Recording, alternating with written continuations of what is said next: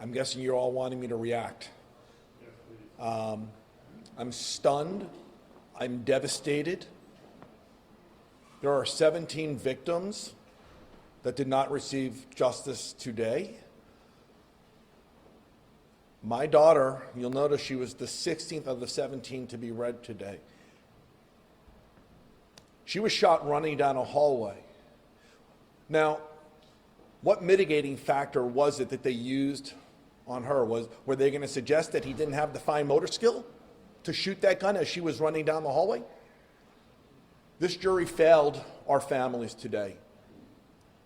But I will tell you, the monster is going to go to prison, and in prison,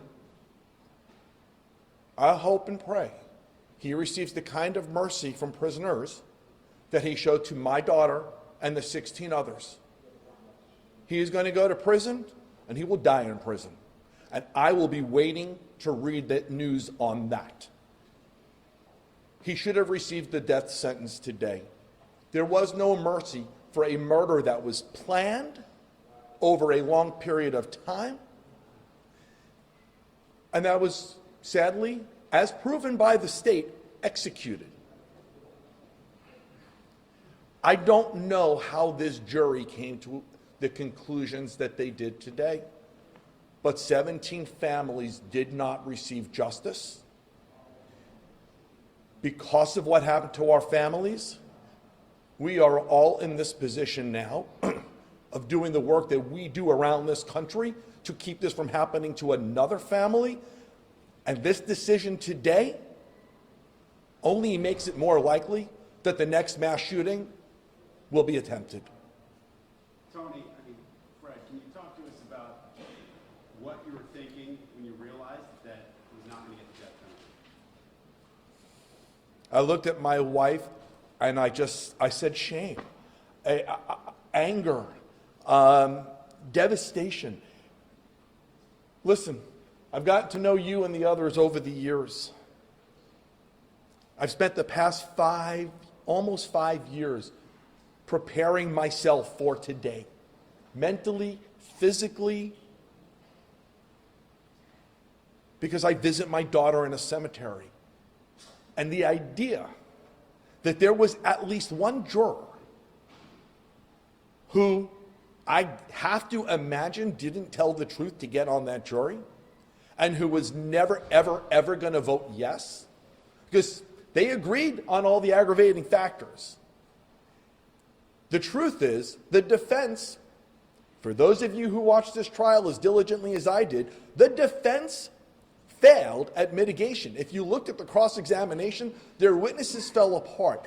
In the closing argument, the defense team actually referenced the neighbor, the guy who lived across the street, who spent one moment with that killer in their entire time. Okay, they did not prove mitigation, but yet a juror accepted the notion. A juror did not tell the truth to get on this jury, and because of that, 17 families have been failed, and it is what it is. This is the way the system works, right? Do you think that they should have had maybe the trial outside of South Florida or Broward, if possible, and moved to another venue where you would got a fairer, maybe, or a different Georgia? I don't know. I'm not a mind reader. I can tell you this. The state did an amazing job of proving the aggravators. The state did everything they possibly could have done. I will also say the defense, to be a defense attorney in a situation like this, I get it, you have a job, but it doesn't mean you need to lose your humanity towards the victims, which they did, okay? And their inability to ever, for a second, either in the courtroom or outside of the courtroom, have a human moment with us, a civil moment, was despicable. Looking at attorney Tamara Curtis take her middle finger and rub it up and down her cheek when she lost an argument in the courtroom, and then to start laughing with the killer over it like an immature punk child, I will never, ever, ever forgive that moment. But that's who they were. So I will tell you, the state did its job. Whether or not doing this in another county would have made a difference, you go through a lot of people to pick a jury. I don't know. I don't know. What do you do moving forward? I know it wasn't going to bring any closure, and I know it makes your work just that much harder, and you're going to continue working hard. But, you know, him getting life would have been some sort of closure for these families. What do you do moving forward? How do you let go of this anger? The first thing I do moving forward is I go visit my daughter at the cemetery because he killed her. And that's what I have to do. The next thing I do moving forward is everything I can to prevent the next one of these from happening. The next thing I do moving forward is everything I possibly can to remind people how important the next election is and voting, because we do have the ability to do things in this country to reduce gun violence through our vote, and we need to do them. So I'm going to continue doing what I do, and I'm going to go to the cemetery, and I'm going to tell my daughter what happened today, and I'm going to tell her I love her and always will. Do you believe in any way a life over death sentence here? What message that encourages or discourages to the next young person who gets a gun out there and thinks about doing the same? That person is planning a shooting now. Let's face it. And that person now believes that they can get away with it. I'm still, and some of you know me, I'm not often stunned, but I am stunned by this verdict today.